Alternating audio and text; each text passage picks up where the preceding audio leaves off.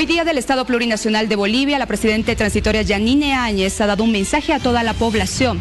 Ha sido muy dura en criticar al gobierno del expresidente Evo Morales Saima. ¿Qué análisis hacemos el día de hoy? Justamente en hora 23 lo vamos a tener con Moira Sandoval, analista política, el doctor Israel Quino, analista constitucionalista, Jorge Richter, analista político, y Marcelo Silva, analista político. A los cuatro, bienvenidos, muy buenas noches. Gracias. Vania, ¿cómo estás?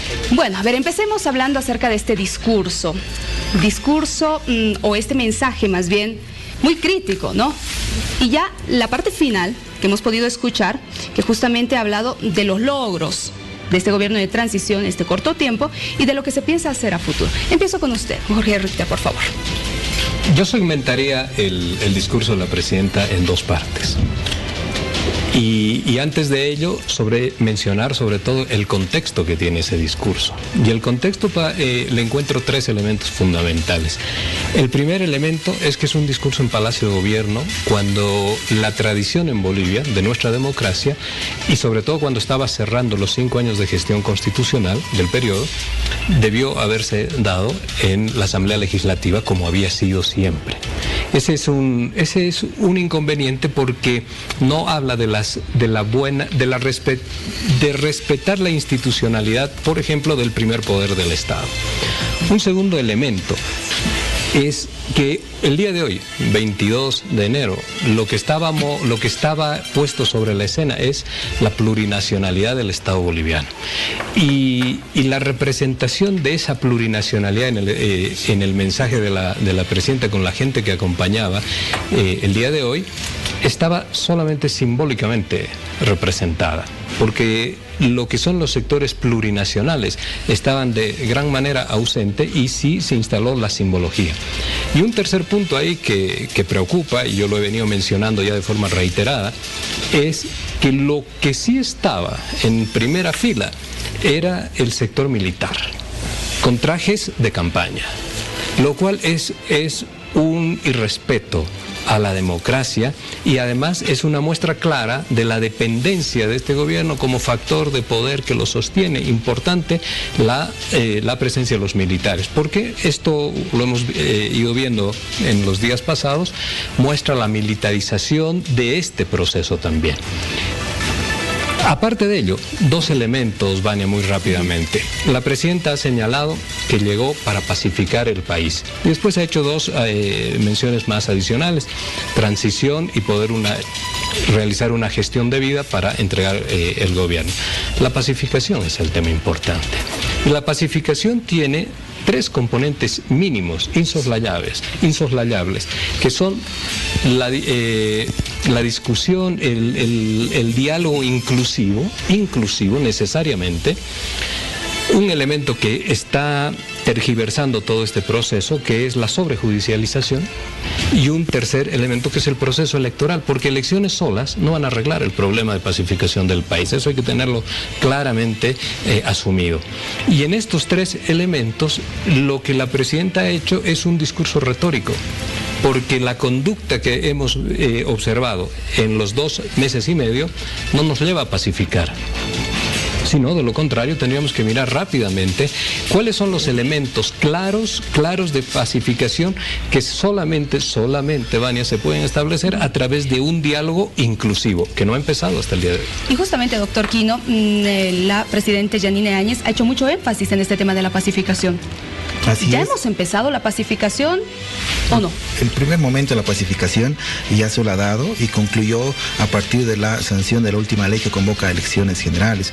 Sin embargo, se va a venir un segundo episodio respecto al proceso eleccionario en sí y estos anuncios ya, ¿no?, respecto a los próximos binomios y lo que la población vaya a interpretar en razón de los próximos actores políticos. Respecto a lo que la presidenta el día de hoy nos decía, Vania, no hay que dejar de lado, por ejemplo, su línea discursiva estructurada, ¿no?, que trascendió más de 30 minutos, minutos, pero sin dejar de lado el elemento de la religión, por ejemplo, el elemento de la emotividad que tenía, ¿no?, una parte importante en su discurso, probablemente con respondiendo a algunas expectativas en parte de la población, pero hay cosas también que no se dijeron.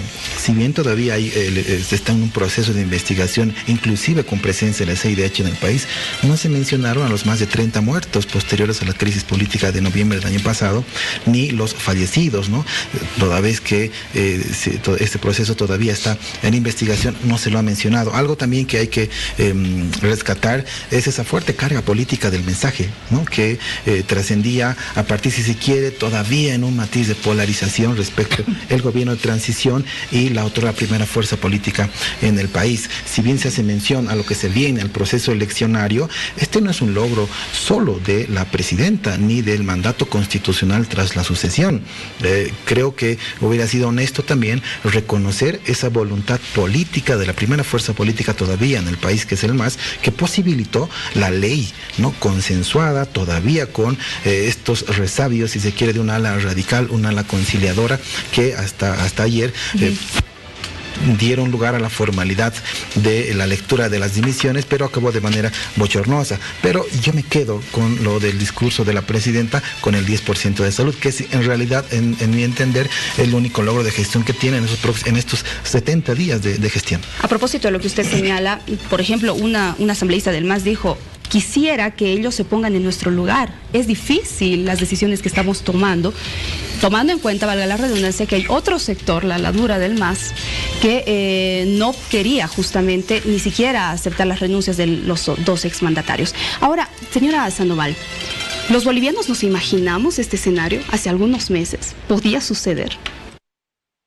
Bueno, era una de las hipótesis que se barajaba, de que esté un gobierno de oposición, pero se pensaba emergente de unas elecciones, no con la interrupción abrupta y menos aún con la renuncia del presidente Morales, que todos sabemos tiene una vocación de permanecer en el poder. Por lo tanto, era un escenario no solamente impensado, sino también no calculado, ni siquiera por la gente de la oposición. No, fíjense que cuando asumió Yanine Áñez, todo el mundo se sorprendió que rápidamente pueda empezar a nombrar ministros, autoridades. Sorprendió la velocidad, porque a pesar de que esto no estaba pronosticado, ni presentido, ni deseado tal vez, sucedió. Ahora, quisiera referirme a algunos aspectos mencionados por el panelista. Destacar la presencia de las Fuerzas Armadas sin duda es tendencioso, porque las Fuerzas Armadas estaban ahí, como también estaban los parlamentarios en primera fila, ¿no? Estaban dispuestos en la misa, están las imágenes, la mitad estaban los parlamentarios, eso sí, no los del MAS, los de la oposición, ¿no?, que son minoría, por cierto, en el Parlamento, pero ahí estaban. En el otro lado estaba, que por cierto componen también parte de las fuerzas del Estado, estaban los policías, estaban los militares, y la presidenta hizo alocución a ellos, mencionó también a los jóvenes, mencionó a todas las personas que a su parecer ella debía agradecer por haber generado esta transformación y el cambio en el que ella está ahora a cargo, ¿no?, en el gobierno que ella ahora dirige. Entonces, y detrás de ella estaban los ministros. Entonces, todos estos elementos no pueden ser invisibles, y podemos mencionar solo a los militares, ¿no?, como si hubiera sido una junta militar. Quisiera dejar en claro aquello, y bueno, las imágenes son elocuentes. Ahora, sobre este asunto de los militares, que quiere dar pie a hablarse del golpe de Estado, ¿no?, y abonar esa teoría en la que está insistiendo desde el momento en que abandonó por propia voluntad el presidente Morales el poder y renunció por televisión y también de manera escrita. Fíjense de que los militares, hay un hito a partir del momento en que renunció presidente Morales. Los militares, más allá que la policía fue la que inició este desacato al poder hegemónico que tenía el MAS, los militares dieron una señal al país y el país les devolvió otra señal. Les encantó que los militares se aparten de estar al servicio de un partido o de un presidente. A partir de ahora va a ser muy difícil que cualquier gobierno disponga de los militares y les diga: usted ahora van a estar sumisos porque son revolucionarios o porque son antiimperialistas, lo que fuese, cualquier ribete o título que le podamos poner. Los militares han entendido que en tiempo de paz Su función es custodiar la Constitución y que eso es lo que el pueblo espera de ellos. De tal modo que ellos están ahí y han de estar siempre en función de custodiar la Constitución, de hacer que se respete. ¿Cómo? No dando un golpe de Estado como en el pasado, porque eso ya no sucede, ya no es bien visto en Latinoamérica, no es bien visto en ningún lado, es rechazado. Nadie en este país, sobre todo, por lo menos yo que he vivido el exilio por las dictaduras militares, no apoyaría. Pero se ha entendido de que la figura es que cuando un gobierno te pide, porque la fuerza pública, es decir, el monopolio de la fuerza pública lo tiene el Estado, lo tiene el gobierno de turno. Pero abusar, extralimitar ese monopolio de la fuerza pública que constitucionalmente lo ostenta para torcer y manejar hacia sus intereses políticos, creo que el ejército ya no lo va a volver a hacer.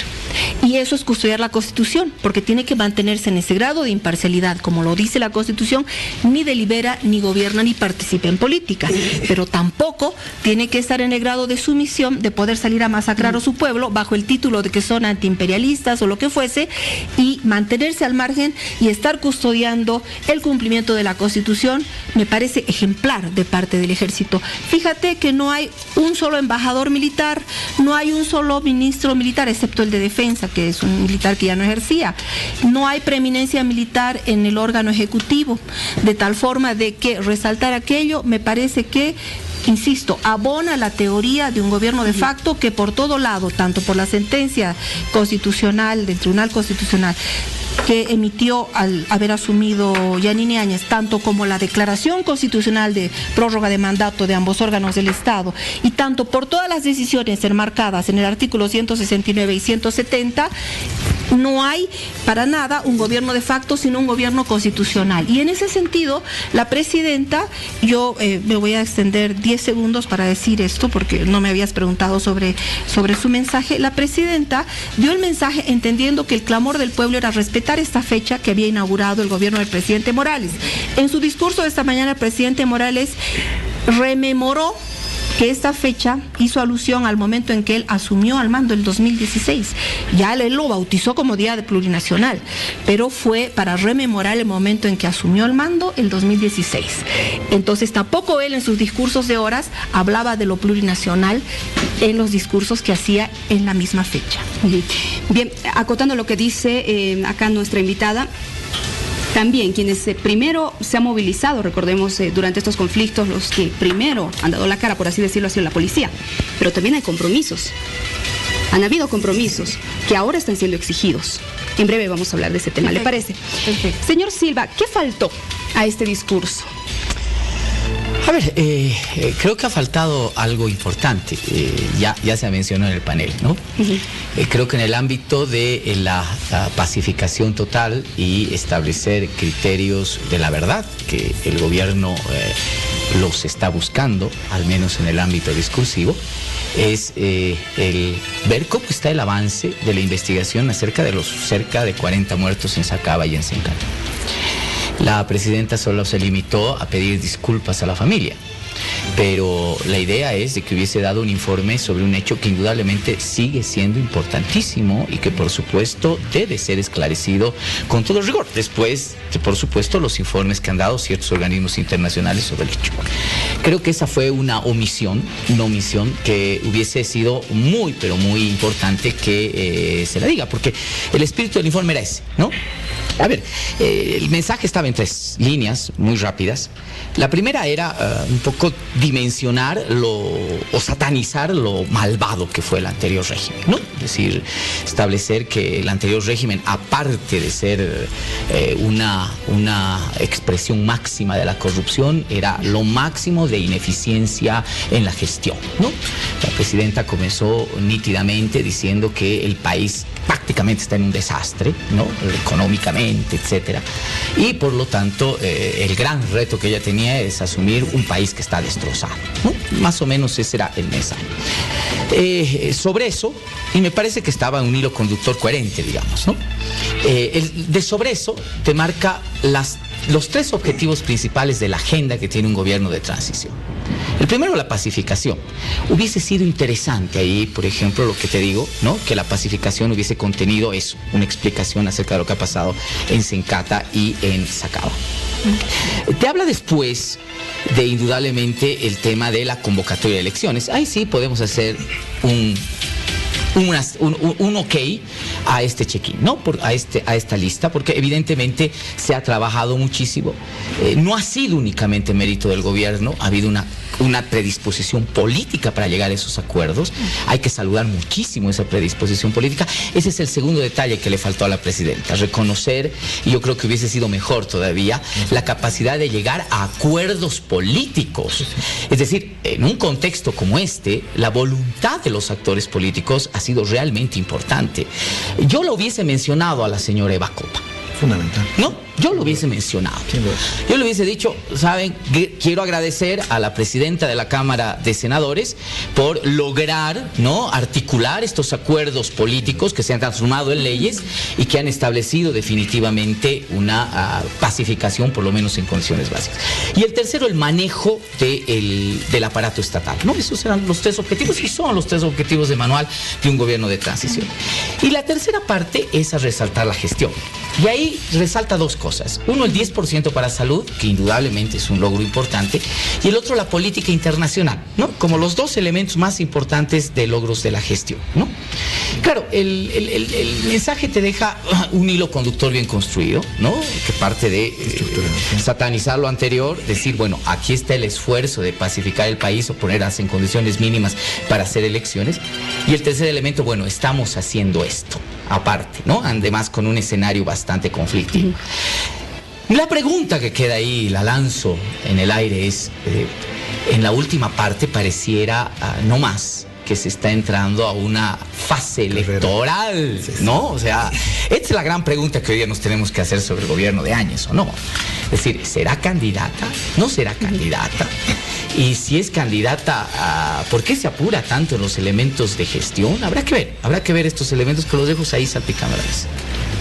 A ver, vamos a seguir hablando justamente de ese tema y es uno de los aspectos que yo quería tocarlos. El que ya se esté hablando de Yanine Áñez justamente como candidata para estas próximas elecciones. Lo han dicho los demócratas, ¿no? Que están esperando la respuesta de Áñez. ¿Es prudente o no? Me confirman, por favor, si vamos a ir a una pausa y después del corte vamos a estar hablando de este tema. Tenemos todavía acá algunos puntos en discusión justamente del discurso. A ver, les voy a pedir a mis invitados. Antes de hablar del tema de ya estas elecciones, de si Yanine Áñez es candidata, no lo es, que dicen nuestros panelistas, hay un tema que ha quedado suelto, ¿no? Creo. El tema de las Fuerzas Armadas, la presencia, la vestimenta que usaron.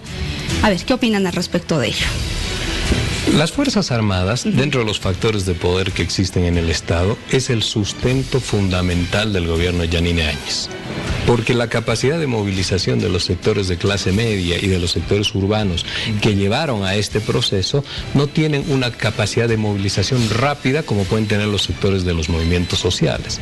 En esa lógica, el factor de poder fundamental que tenemos hoy día es, en el lado del gobierno, es la policía y las Fuerzas Armadas. Sin esos dos elementos, el gobierno tiene dificultades hasta para sostenerse en la gestión.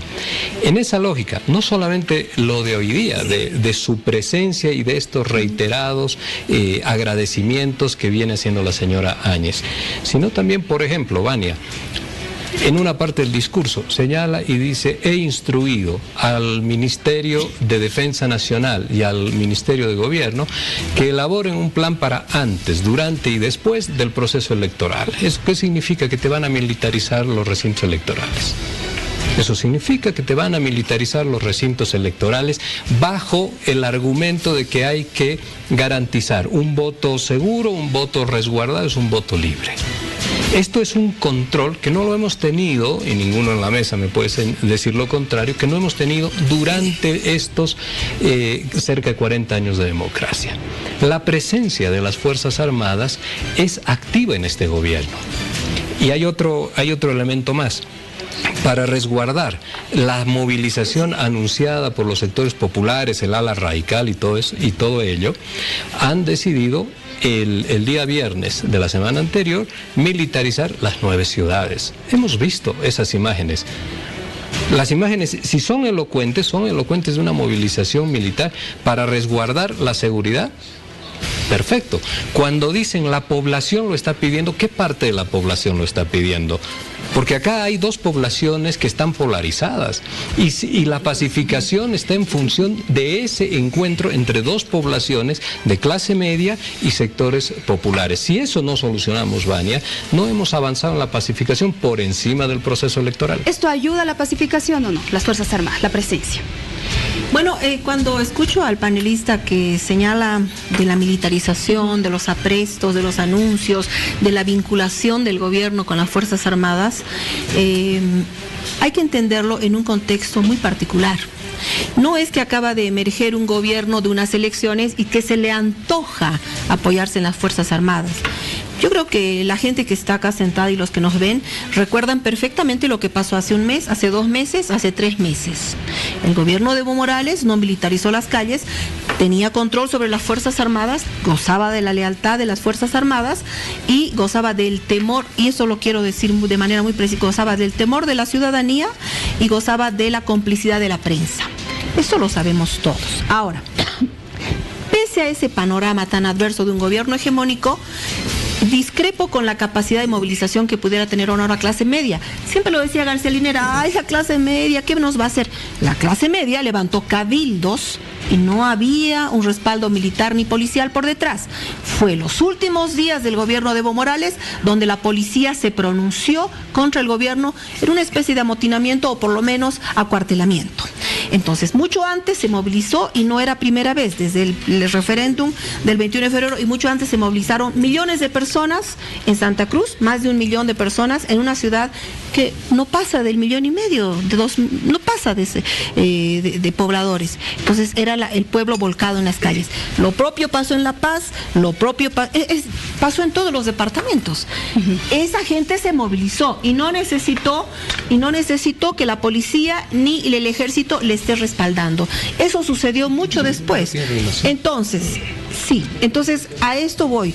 La población tiene capacidad de movilización, no está vinculado necesariamente al ejército y la presencia del ejército, por eso decía, la memoria corta no nos va a fallar, responde a que hemos vivido, tal vez el compañero, el colega, el panelista no lo ha vivido, pero muchos de nosotros hemos vivido el pánico en nuestras casas, casas quemadas, gente invadiendo, saqueando. Eso es real, eso no es un mito urbano.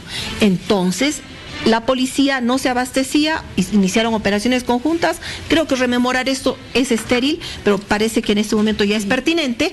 Obedece a ese panorama, a los aprestos de que pudiera repetirse un fenómeno que dio resultados luctuosos como lo de Sencata. Entonces, si ha habido ese tipo de fenómenos, ¿cuál es la respuesta de un gobierno para brindar seguridad? Tiene que responder algo, no puede quedarse cruzado de brazos. A ver, Marcelo Silva, por favor. Yo creo que se está discutiendo sobre lo evidente y sobre una noción absolutamente básica. Claro. Es decir, a ver,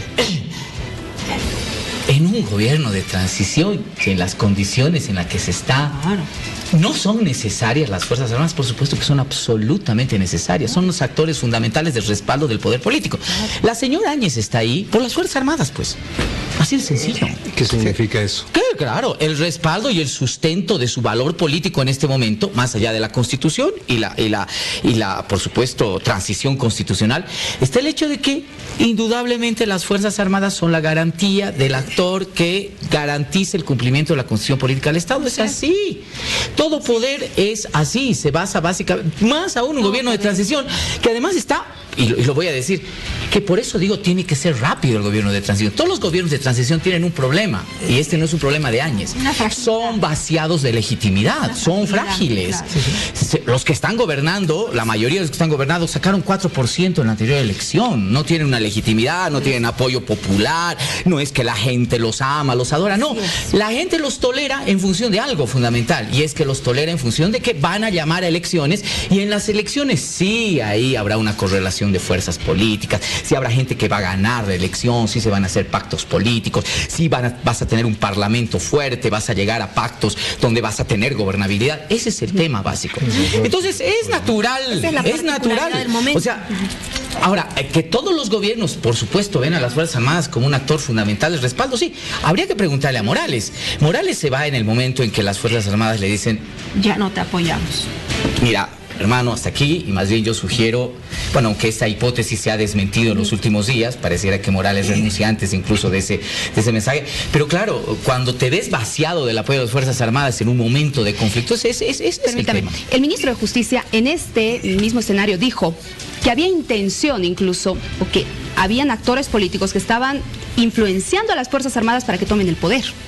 No lo van a hacer. Cuando había ese vacío en eso. Cuando existía ese vacío, ¿no? Sí, pero no lo han hecho. ¿Qué opina usted con relación a ello? En función al rol de importancia de las Fuerzas Armadas es estructural, es clave, ¿no?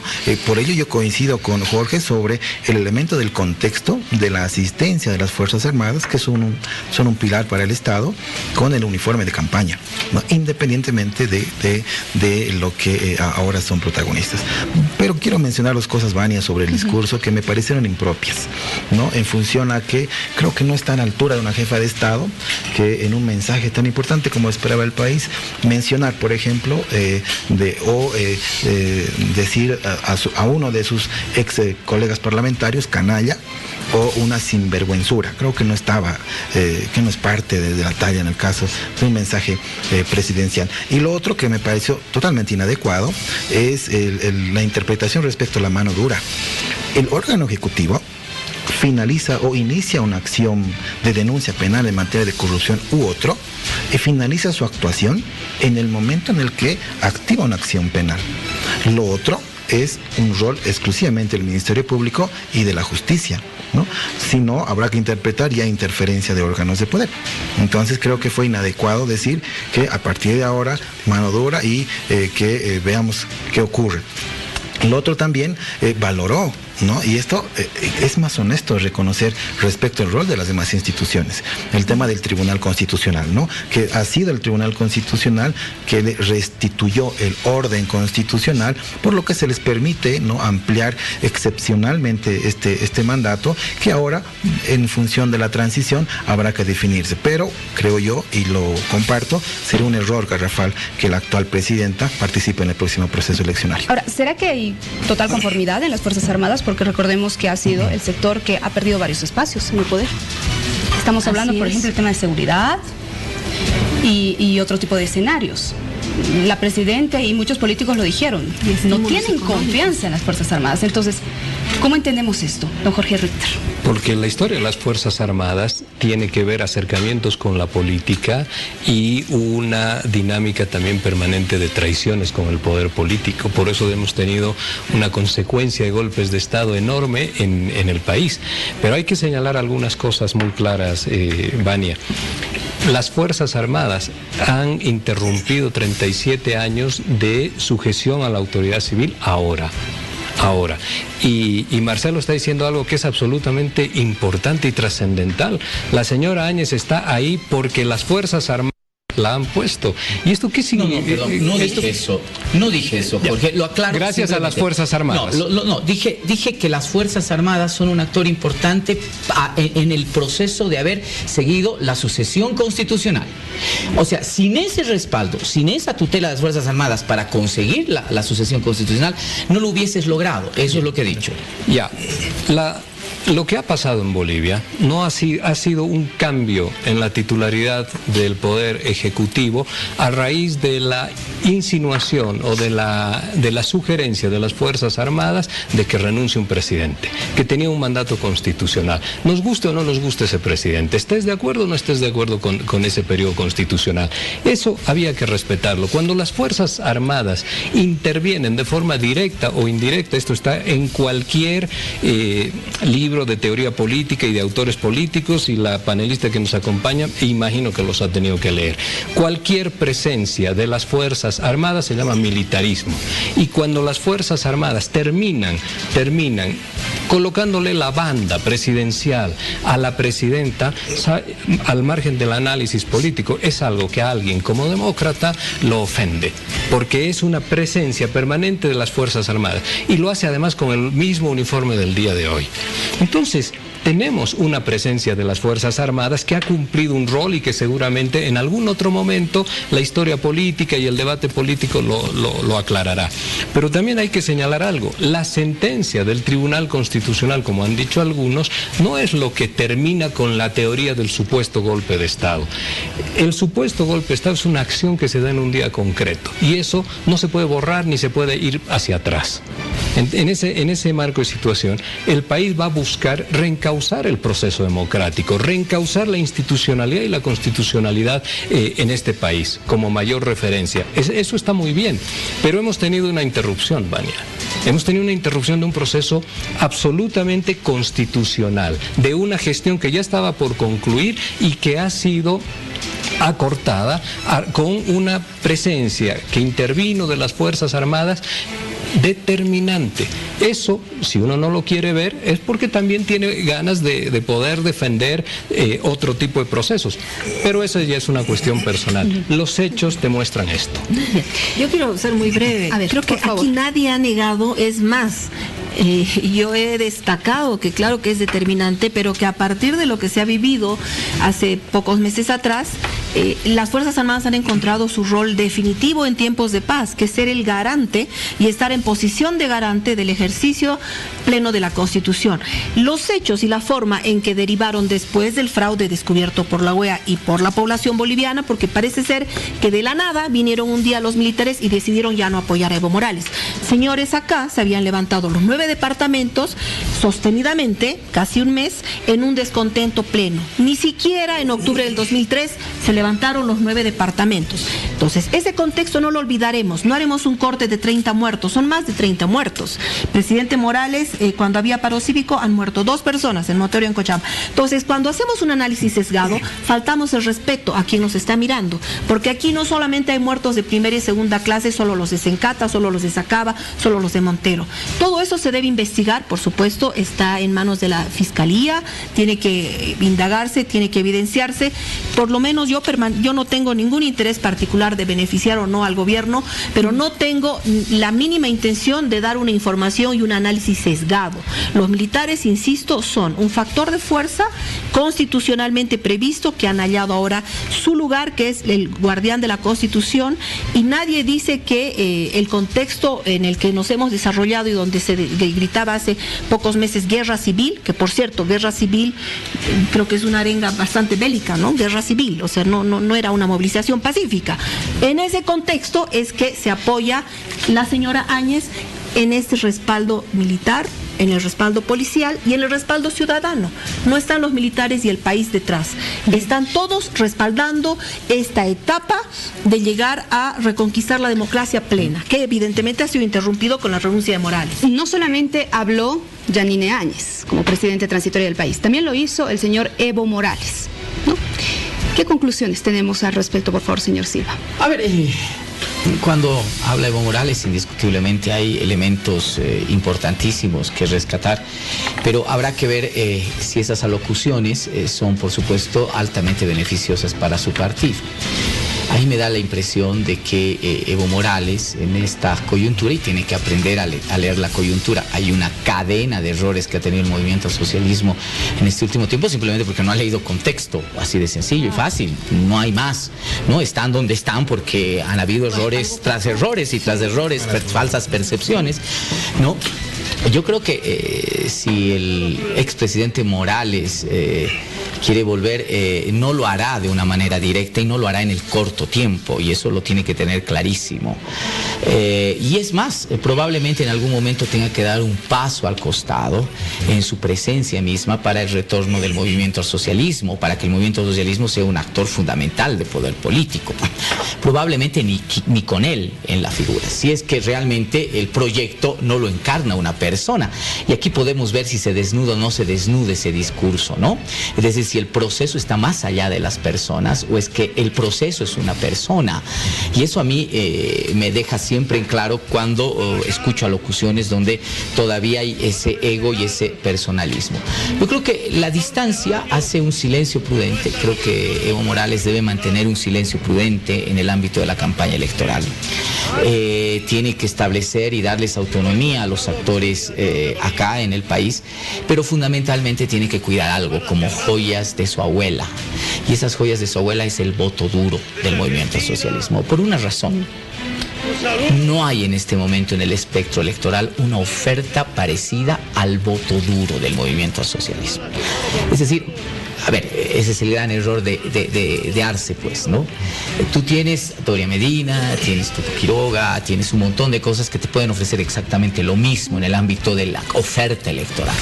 Pero a ver, dime tú, si hay un partido, un binomio por lo menos de los que están revoloteando, que te ofrecen un discurso identitario, ¿no? Con el tema étnico. No hay. Ni Tuto Quiroga, ni Mesa, ni Samuel Doria Medina, ni Camacho están en esa onda, ni en esa lógica. Esa es tu estructura de oportunidad política, es ahí donde tienes que atacar. El segundo elemento fundamental es también el tema regional, la división rural, urbana. Es cierto, más del 70% hoy día viven en el ámbito urbano, pero ¿qué pasa con lo rural? Tampoco llegas, y lo periurbano también, tampoco llegas. Entonces ahí es donde tienes que apuntar a mantener tu voto duro. Las intervenciones de Evo Morales y los pasos que se han dado, decisiones políticas que se han tomado hasta ahora, pueden afectar ese voto duro. Y si el MAS afecta su voto duro, ahí sí estamos arruinados, porque realmente vas a tener un partido político que se venga hacia abajo. De todas maneras, habrá que ver, y a mí me interesaría mucho el rendimiento electoral ya en campaña, en el sentido de que todavía el MAS, si hay una visión democrática y si por supuesto hay una decisión política de leer el contexto y no apostar por la desgracia, se podría convertir en una excelente parte de equilibrio del poder político, los que todos queremos en democracia. Señor Quino, ¿qué opina usted? ¿Debería el señor Evo Morales guardar distancia, silencio, le ayudaría más hacia su partido? De momento, por las declaraciones que ya tuvo el expresidente, ha generado, ¿no?, inclusive una llamada de atención de su propio estado oscilante por sus declaraciones. Entonces creo yo que va a jugar un rol estratégico y en función a los pronunciamientos que tenga, afectará o no afectará a su propio binomio, y eso va a repercutir sin duda electoralmente. Adicionalmente a esto, hay que considerar que en 2 días se firman las alianzas, el plazo del Tribunal Supremo, en 12 días se habilitan candidaturas, vamos a tenerlo claro. Hasta ayer habían 4 partidos existentes en el país sin candidato, un binomio proclamado sin partido. Entonces hay particularidades que se vienen en este próximo proceso electoral que hay que sin duda analizarlos. También el tema de campaña, el proceso eleccionario, pero coincido yo, después de la crisis política del año pasado, creo que es un momento tal para la renovación del poder político, tanto como actores como generacional, y creo yo, y estoy convencido que los jóvenes deben tomar el poder en estas siguientes elecciones. A ver, avancemos con relación a este tema. Yanine Áñez, posible candidata, ¿qué opina? Quiero hacer una breve mención al tema del discurso de Evo Morales, ¿no? Porque el discurso de Evo Morales, que ha sido el de la mañana fundamentalmente, que ha sido un recordatorio de los éxitos que él ha tenido o que él considera que ha tenido durante su gobierno, y que esto ha contrastado con los éxitos que también ha querido mostrar Yanine Áñez, a pesar de que tienen tamaños de gestión muy diferentes. Lo importante en ese discurso es un vacío en 3 puntos. La primera carencia del discurso de Evo Morales es que no tiene un nivel de autocrítica ni siquiera mínimo. Y el nivel de autocrítica pasa por el elemento de la reelección.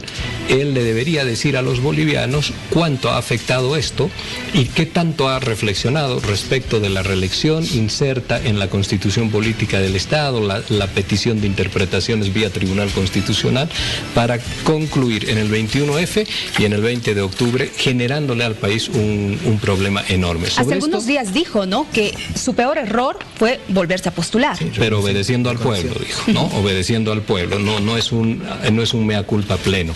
Él debería decir algo claro y concreto sobre ese tema, porque entre muchos otros factores que ha llevado a lo del 10 de noviembre, no es el único, pero está el tema de la reelección. El segundo punto es que así como ha sido un gobierno altamente inclusivo en lo social, en lo étnico y en lo cultural, y en esto no podemos involucionar, también mientras se daba ese proceso de inclusión, él iba construyendo un muro que lo separaba de las clases medias. Y ese es un problema, porque el país, Vania, se pacifica entre dos sectores sociales, no se pacifica con uno, ni existe la posibilidad de que un grupo social fuerte pueda exterminar o aniquilar al otro para mantener hegemonía política. Eso no es posible. Y el tercer error que él ha tenido es un no respeto debido a las instituciones que tienen tradición en este país, a pesar que él tiene una visión democrática diferente de la republicana y de la liberal. Estas instituciones tienen una tradición en el país y debería haber tenido una mayor consideración. Estos 3 puntos han estado completamente ausentes en su discurso y al estar ausentes no ha hablado de lo que es fundamental. Él tampoco le ha propuesto a los bolivianos cuál es el camino para nuestra reconciliación. ¿Cómo nos vamos a entender los bolivianos y cómo nos vamos a pacificar? No lo ha dicho ni la presidenta Áñez ni el expresidente Morales. ¿Y eso qué significa? Que el camino, yo insisto en esto, que el camino de la pacificación es un proceso que no ha iniciado. Muy bien, don Jorge. Ahora sí, a usted le pregunto entonces el tema de Yanine Áñez. Para ir cerrando, por favor. ¿Un acierto o un error si es que se postula? Es una señora que, en base al momento que estamos viviendo, ha ido dando los pasos necesarios para la transición y para consagrar las nuevas elecciones, que era el clamor popular y la necesidad de esta democracia. Por tanto, en esa medida tiene una aceptación. También ha demostrado otros actos pequeños pero simbólicos, como no hacer uso ni abuso no hacer abuso de los bienes del Estado al pagarse su propio pasaje, etcétera. Sería largo mencionar, pero esa serie de actos, ¿no? O por lo menos haber puesto a la ministra de Cultura, que es una señora de pollera, cosas que en sectores de la población han sido bien recibidas. Y creo que también hay el factor emotivo, que es una persona que demuestra una calidad humana, que sabe conmoverse, que era un elemento muy particular de Evo Morales, ¿no? Que desarrollaba empatía, era como el fetiche de las masas, y lo mismo está haciendo Áñez. Es muy carismática y logra conmover a algún sector de la población, sobre todo a las mujeres. En ese sentido se vuelve una candidata potable en un país con unos liderazgos huecos, con unos liderazgos que emergen de caudillismos, de dueños de partidos, de caudillos impuestos, de tal forma, de esos liderazgos que frenan a las otras generaciones. Sobre esto yo he escrito artículos, en fin, como se ha venido ahora a ver la eclosión de la juventud y las otras generaciones que venían siendo taponadas, sobre todo por el movimiento al socialismo. Entonces, en ese contexto, es una candidata interesante. Automáticamente ya no le conviene a los otros candidatos. Miren, a Evo Morales, al MAS le da igual, porque el segmento de población que ha de capturar Yanine Áñez es el mismo segmento, claro, no es el sector plebeyo ni de los movimientos sociales.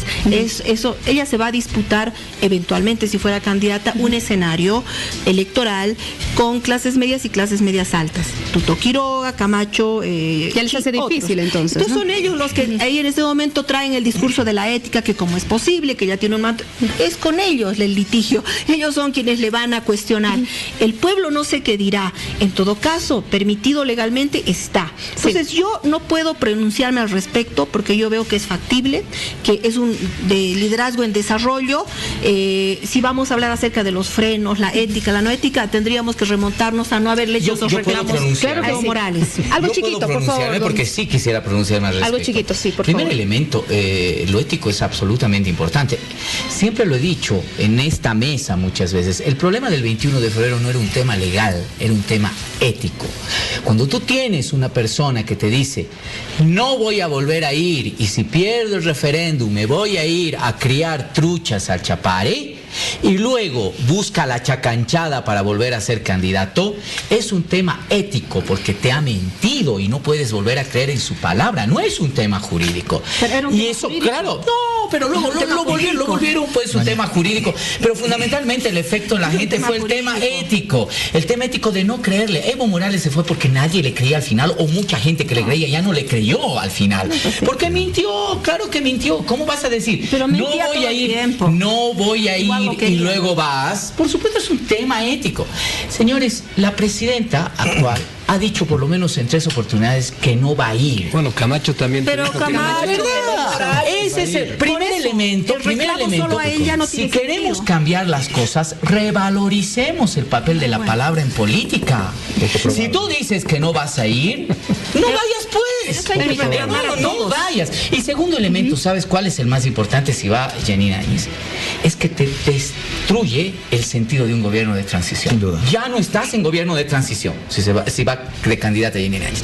Lo prudente sería que renuncie, si es que va a ir de candidata, ¿verdad? Porque este gobierno es un gobierno de transición política. El gobierno de transición política tiene que estar vaciado de sentimiento político. No puede un gobierno de transición hacer campaña por su candidato. Eso sería desastroso. ¿Se imagina? Entonces yo creo que no lo va a hacer. Yo creo que, por supuesto, es un gobierno de transición, Moira. ¿Pero dónde dice que no puede? No, que dónde dice. No vayas con legalismos únicamente, anda la lectura política.